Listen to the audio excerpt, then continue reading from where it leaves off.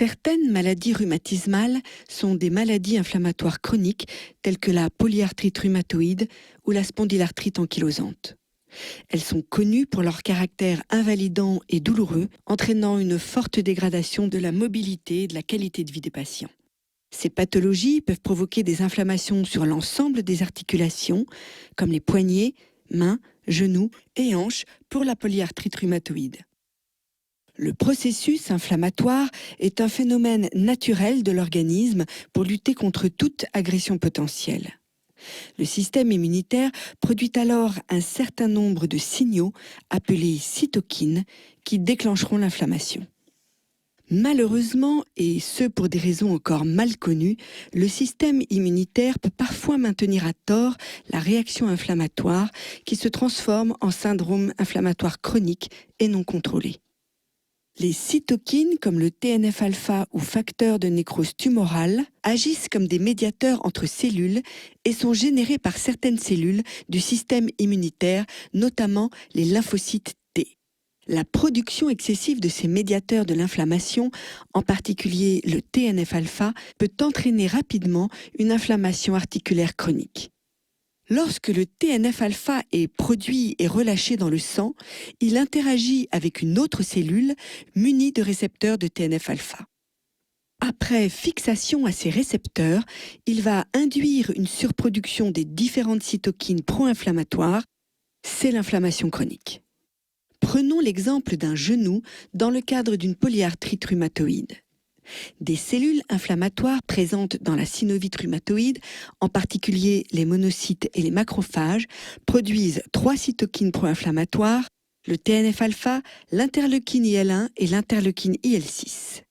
Ces cytokines déclenchent l'inflammation et l'hypertrophie de la synoviale.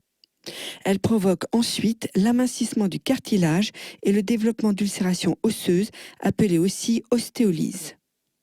Un des moyens de réduire l'inflammation chronique est de modifier la réponse du système immunitaire en utilisant des agents biologiques comme les anti-TNF-alpha.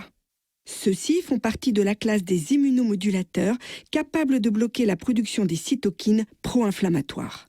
Inflectra est un anticorps monoclonal qui appartient à la famille des anti-TNF-alpha qui ont révolutionné le pronostic de ces patients et qui ont considérablement amélioré leur qualité de vie.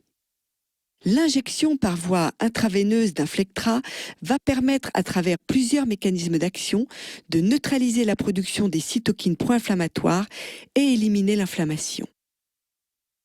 Lors du mécanisme primaire, l'agent anti-TNF-alpha Inflectra peut à la fois se fixer au TNF-alpha transmembranaire, se trouvant à la surface de la cellule, ou encore se fixer au TNF-alpha soluble circulant dans le sang.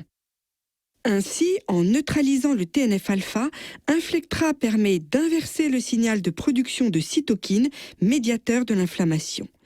Il entraîne également l'apoptose, c'est-à-dire l'autodestruction de la cellule inflammatoire.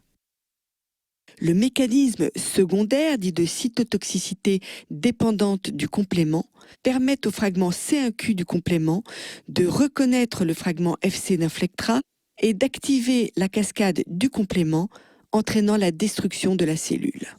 Le troisième mécanisme d'action, dit ADCC ou cytotoxicité cellulaire anticorps dépendante, est médié par des cellules effectrices comme les macrophages avec leur récepteur FCR qui va reconnaître le fragment FC d'Inflectra et détruire la cellule inflammatoire par phagocytose. Grâce à Inflectra, en quelques mois, la douleur et l'inflammation articulaire vont nettement diminuer. Inflectra va restaurer l'équilibre entre l'activité pro-inflammatoire et l'activité anti-inflammatoire. Les patients vont bénéficier d'une véritable amélioration de leur état général et de leur mobilité qui va contribuer à améliorer leur qualité de vie.